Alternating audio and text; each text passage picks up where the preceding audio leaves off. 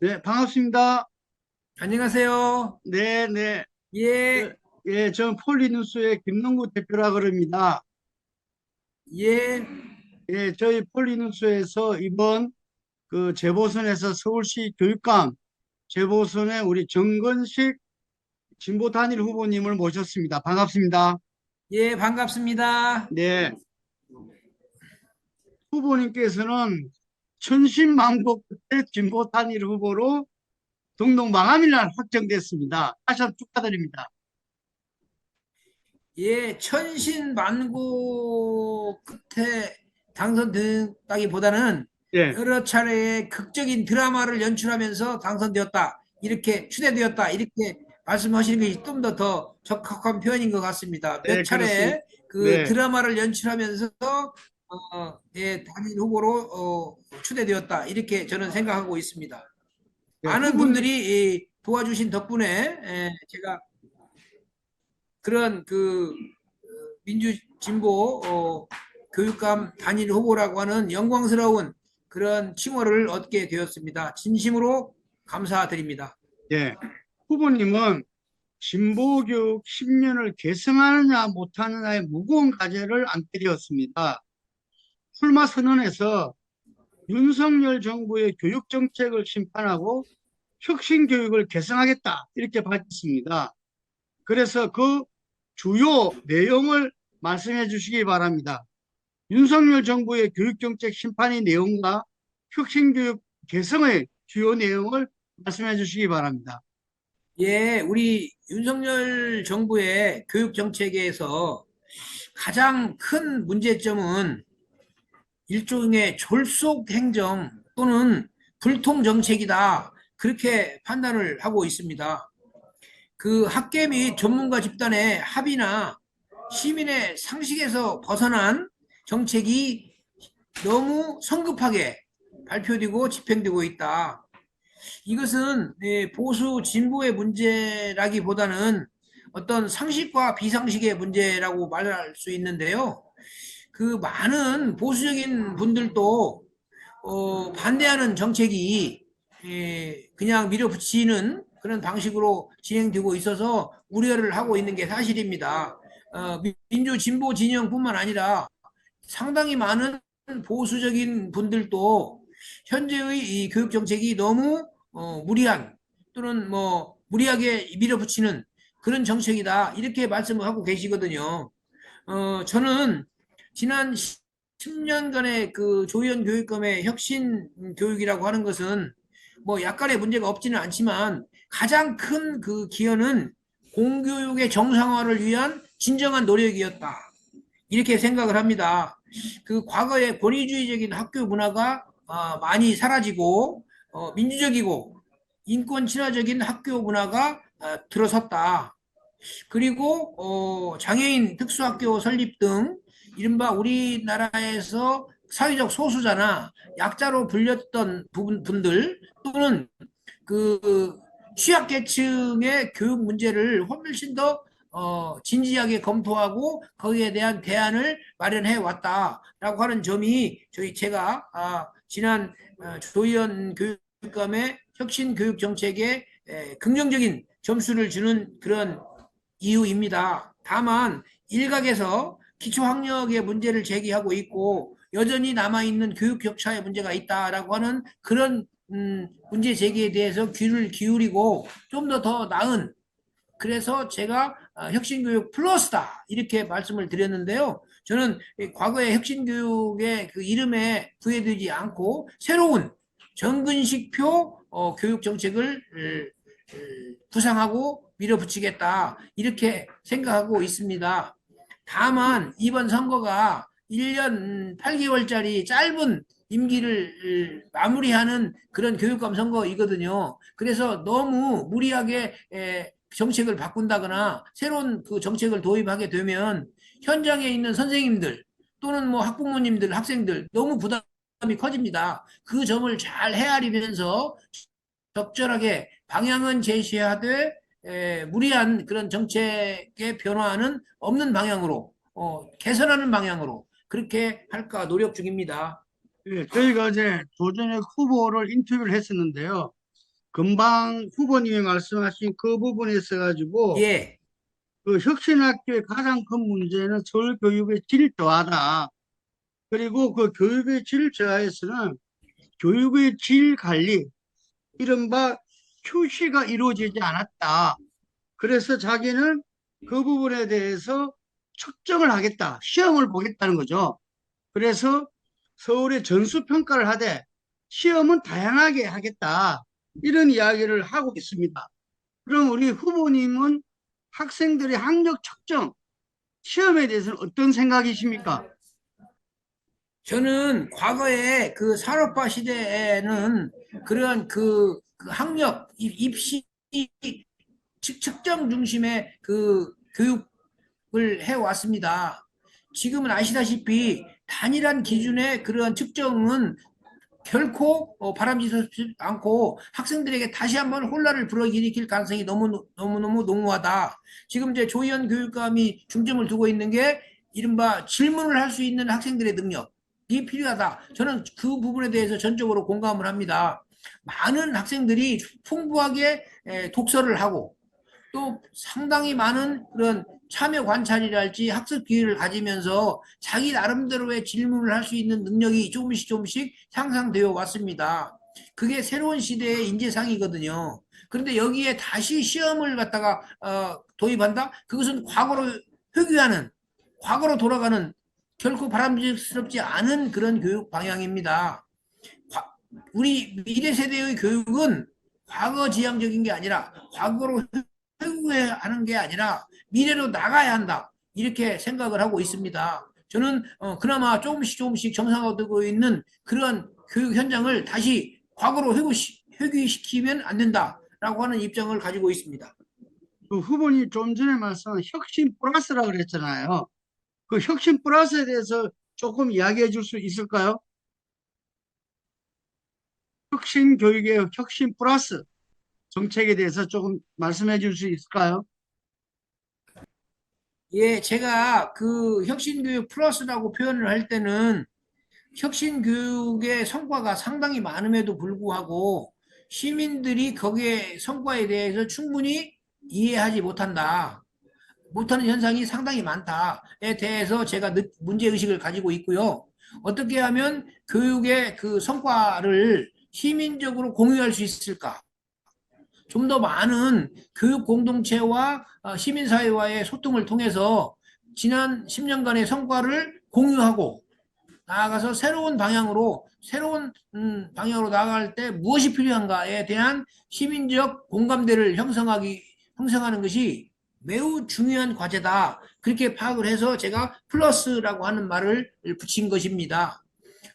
사실은 좀 더 나아가면 조희연식 교육 정책이 아니라 정근식식 교육 정책으로 새롭게 출발한다라고 하는 의미도 가지고 있습니다. 알겠습니다. 그렇지만 과거의 성과를 무시하는 게 아니라 과거의 성과에 바탕을 두고 새로운 그런 방향을 모색한다라고 하는 의미에서 우리가 A보다 A 플러스가 낫잖아요. 그래서 혁신교육 플러스라고 하는 표현을 한 것입니다. 모든 학생들이 그냥 A를 받고 싶어 하는 게 아니라 A 플러스를 받고 싶어 하듯이 저도 A 플러스를 받고 싶기 때문에 그런 표현을 한 것입니다. 그리고 후보님은 1호 공약으로서 학생, 교사, 학부모, 지역사회가 함께 참여하는 서울교육플러스위원회라는 새로운 거버넌스 구축을 밝혔습니다. 현재는 학교 운영위원회가 운영되고 있습니다. 이것과는 무엇이 다른지요? 저는 그 시민들의 교육에 대한 참여 열망이 상당히 높다고 생각을 해요. 그런데 지금까지는 11개 교육지원청이 되어 있거든요. 자치구는 25개인데 그 몇 개의 자치구를 묶어서 하나의 교육청 제도가 지금까지 유지되어 왔습니다. 저는 자치구와 교육청이 1대1 구조가 되는 것이 좀 더 합리적인 것이라고 생각하거든요. 그래서 교육지원청 단위로 포함해서 기존 시민들이 좀 더 적극적으로 참여할 수 있는 또는 참여의 범위를 넓히는 그런 방향으로 교육 행정이 이루어지면 좋겠다 이렇게 생각을 하고 있습니다. 시민이 주인이 되는 서울교육. 이게 제1호 모토입니다. 이게는 기존의 서울교육의 주인은 선생님이나 학생이나 학부모를 넘어서서 시민 전체가 서울교육의 주인이 되어야 한다라고 하는 철학이 이 정책에 깔려 있습니다. 그렇습니까? 그 후보님께서는 윤석열 정부의 역사 왜곡에서 아이들이 지키기 위해서 방파제 역할을 하시겠다 이랬습니다. 그러면은 현재 한국사 교과서 한국학력평가원의 이 검정 취소는 요구하실 계획이 계십니까? 저는 제가 그 교과서에 대해서 뭐 제가 평가를 하는 게 아니라 시민들이 평가하고 있고, 그 다음에 과거의 교과서보다는 훨씬 더 누그러진 형태로 표현되고 있지만 여전히 많은 문제를 가지고 있다, 이렇게 판단하고요. 그것은 선생님 그리고 시민들이 평가해 주실 것이라고 믿고 있습니다. 네. 물론 저는 새로 도입되는 그런 역사 교과서가 문제가 없다는 게 아니고요. 그 문제의식은 다른 양식이 있는 시민들의 몫이다, 이렇게 판단을 합니다. 오준혁 후보는 진보 교육의 문제로 첫 번째 학교와 두 번째는 학생 인권 조례를 꼽았습니다. 학생 인권 조례는 지금 서울시의회에서는 폐지가 통과되어 있는데 이게 대해서는 후보님은 어떻게 하실 계획이십니까? 예, 제가 그 학생 인권 조례가 여러 가지 쟁점이 되는 상황을 염두에 두고 실제로 학생 인권 조례가 선생님들의 교권을 침해하고 있는가, 그런 질문을 했고요. 또 한 가지는 학생 인권 조례가 다른 학생들의 학력 저하에 무슨 영향을 미치고 있는가, 이런 것들을 검토를 해봤는데 학생 인권 조례가 교권 추락의 원인인 것은 아닌 것으로 경험적으로 확인이 되었습니다. 오히려 학생 인권 조례가 있는 지역이 선생님들에 대한 존경이 좀 더 약간 미세하지만 더 높다, 그런 자료들을 가지고 있거든요. 인권이라고 하는 것은 자신의 권리만 주장하는 게 아니라 상대방의 권리를 존중하는 거고, 동시에 그것은 책임의 문제를 이미 내포하고 있는 것입니다. 인권은 권리만 주장하는 게 아니라 책임을 동시에 인식하고 상호 공존을 하려고 하는 그런 태도로부터 나오는 것이거든요. 그런데 너무 일방적으로 학생 인권 조례를 갖다가 비난하거나 그걸 갖다가 무시할 필요는 없다고 생각을 합니다. 저는 기본적으로 학교 현장이 인권 친화적이어야 한다. 학생뿐만 아니라 선생님들의 인권도 충분히 고려되어야 하고, 나아가서 학부모님들의 권리도 충분히 보장되어야 하는 그런 체제가 바람직하다, 이렇게 생각하기 때문에 과도하게 막 특정 입장을 막 주장하면서 자기만의 어떤 일방적인 그런 주장으로 학교 현장의 인권 문제를 다루어서는 안 되는 것이다, 이렇게 판단하고 있고요. 우리나라의 학생 인권 조례는요, 우리나라뿐만 아니라 국제적으로도 상당히 의미 있는 것으로 이미 경평이 나 있습니다. 한국이 인권 친화적 국가다, 인권의 모범적인 국가다라고 하는 것은 단지 인권 헌장뿐만 아니라 각각의 영역에서 그런 인권들이 수많은 존중이 되고, 인권 조례나 인권 헌장이나 이런 걸 통해서 실천되어질 때 한국이 진정한 인권 국가가 되는 게 아니겠습니까? 21세기 대한민국은 인권 국가여야 합니다. 이것은 이미 20년 전에 김대중 대통령 시절부터 국민들의 합의에 의해서 나아간 그런 기본 방향이다, 저는 그렇게 판단하고 있습니다. 후보님, 그 서희초 교사 사태를 겪으면서 서울 시민뿐만 아니라 그 온 국민들이 슬픔을 겪었습니다. 그리고 이 선생님들에 대한 교권 보호에 대한 요구가 매우 높고, 자칫하면 이것이 학생 인권과 교권이 대립 갈등하는 양상, 또 학부모의 학교 참여에 대한 여러 가지 문제가 한꺼번에 노출되어 있는데요. 여기에 대해서는 후보님은 어떤 계획을 갖고 계십니까? 제가 생각하기에는 이 학생 인권과 선생님들의 교권 또는 학부모들의 권리가 서로 충돌될 수 있다라고 하는 우려에 대해서 제가 충분히 주의하고 있습니다. 그래서 근본적으로는 그게 이 충돌하는 것이라기보다는 보다 나은 교육 공동체를 구성하기 위한 각 주체들의 에너지의 발산이다. 이 어떤 그 희망이다. 희망의 발현이다. 이렇게 판단하거든요. 다만 대화와 소통을 통해서 적절하게 귀가 잡아줘야 한다. 저는 그렇게 생각하고요. 저는 갈등을 조정하고 화해로 이끌어가고 나아가서 어떤 폭력의 상처를 받은 분들에 대해서 수없이 주목하고 또 그분들을 갖다가 치유하고 위로하는 그런 역할을 해왔습니다. 저는 학교 현장에서 일상적으로 발생하는 그런 역사적 일상적 상처에 대해서 주목하고 역시 피해를 받고 있는 분들에 대해서 위로할 수 있는 위로하는 교육감이 되겠다. 이렇게 감히 말씀드릴 수 있습니다. 후보님, 학생들의 우울증 사망이 세계 1위이고 이 학생들의 인성 관련 폭력 사건도 심각해지고 있습니다. 그래서 학생들의 마음 건강, 인성 함양을 위한 심리 상담 등 전문 상담 교사 채용을 획기적으로 늘려야 한다. 이주호 교육부 장관 또 이와 같은 입장을 주장하면서도 이번에 비교과 상담 교사 채용은 작년 대비해서 TO를 절반 이상 줄여서 교육부가 발표했습니다. 여기에 대해서 후보님은 어떻게 생각하십니까? 예, 말씀하신 대로 우리 학생들의 미래는요, 과거의 세대에서는 미래가 밝고 희망적인 것으로 다가오고 있지만, 우리 이 젊은 세대들에게 미래란 굉장히 어둡고 회색 빛깔입니다. 수많은 학생들이 우울증과 불안에 시달리고 있습니다. 심리적인, 정신적인 그런 건강의 문제가 점점 중요해지고 있거든요. 말씀하신 대로 현 교육부는 그것의 중요성을 말하면서도 오히려 예산을 깎음으로써 실제로는 반대 방향으로 가고 있는 거지요.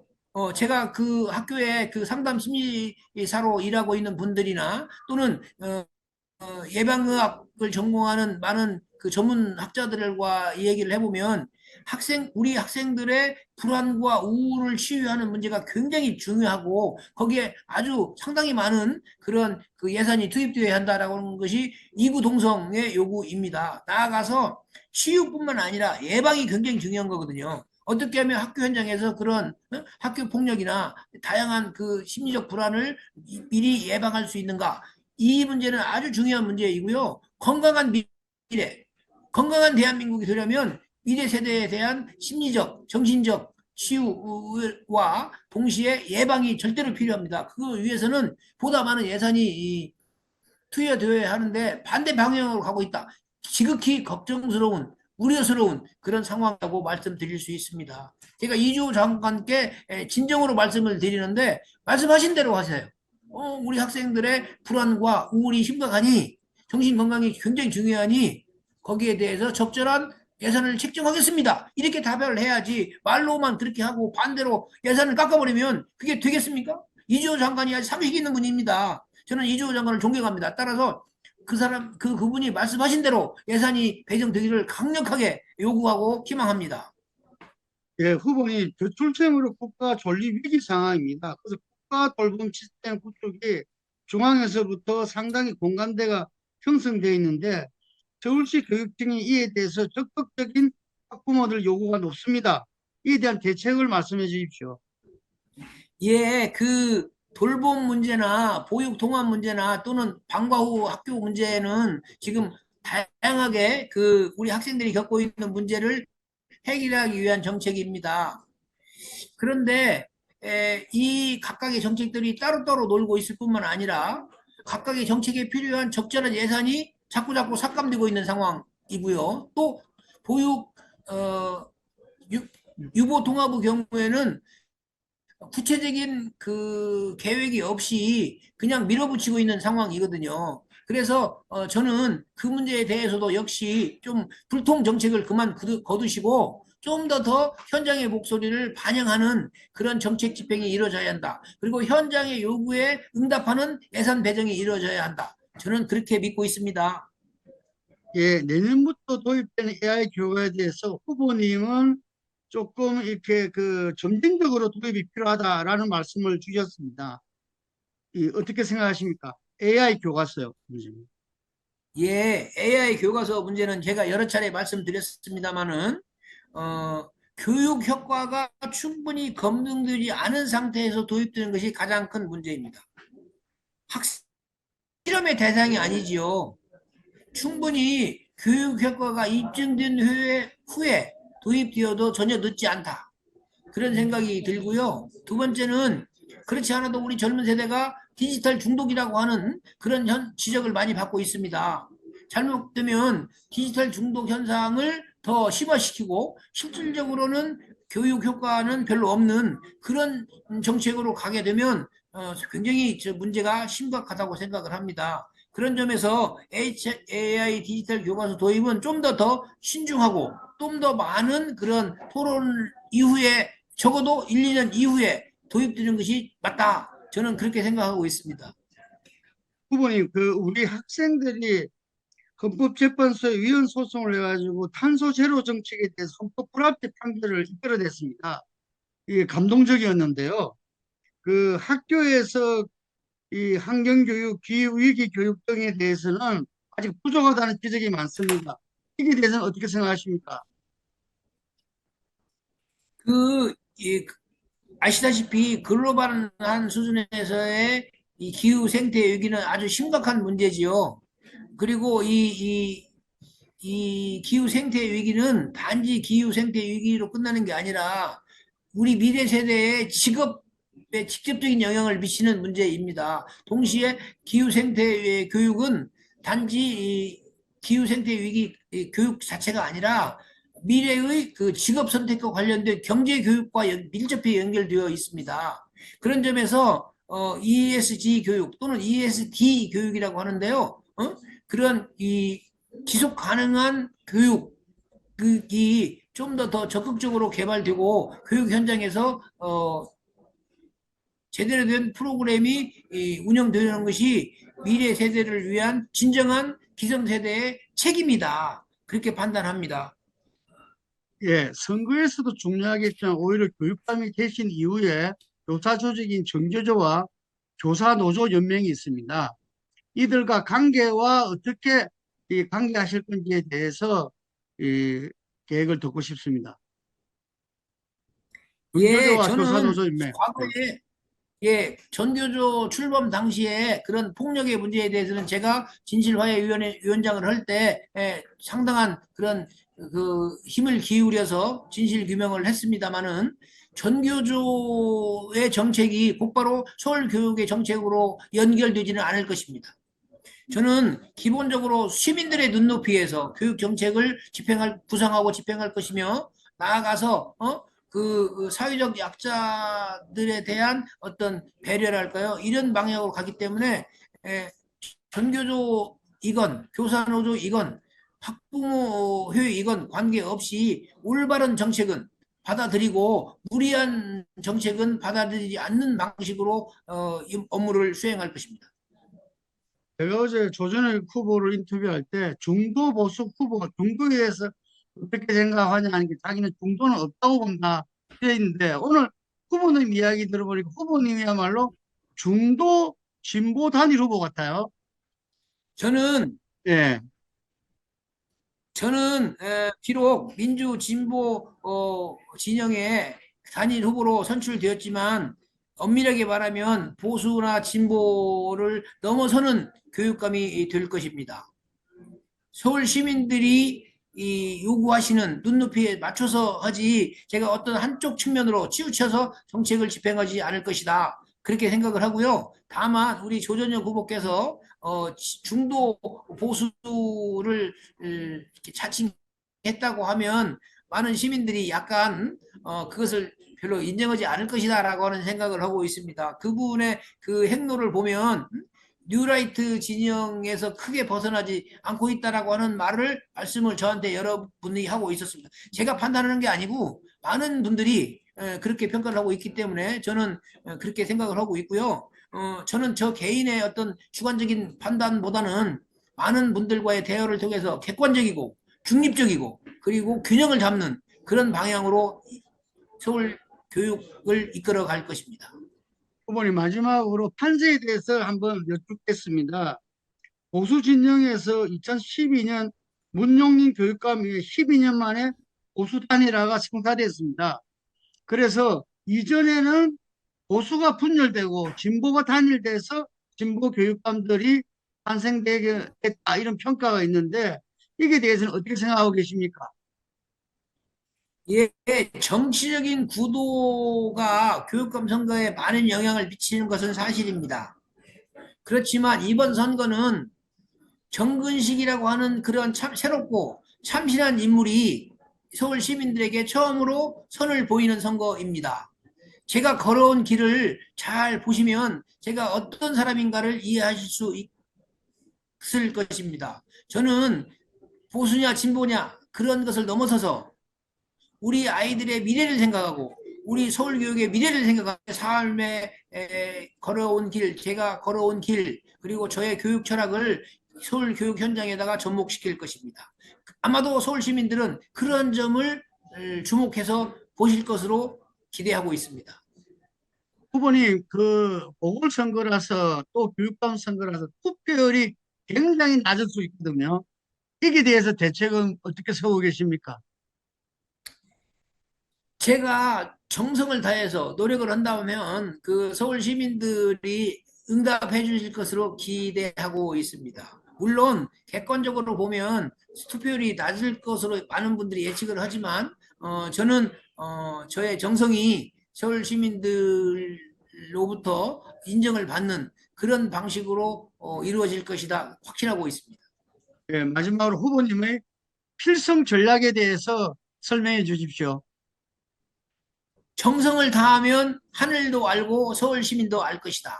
저는 그런 좌우명으로 지금 선거에 임하고 있습니다. 예, 마지막으로 서울 시민들한테 한 말씀 해주시기 바랍니다. 서울 시민 여러분, 시민들이 안심하는 그런 교육감이 되겠습니다.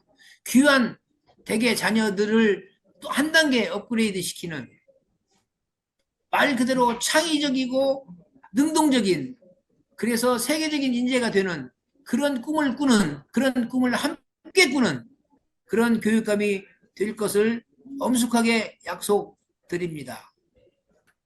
네, 후보님 필승을 기원하겠습니다. 파이팅! 예, 감사합니다. 네, 수고하셨습니다. 예, 수고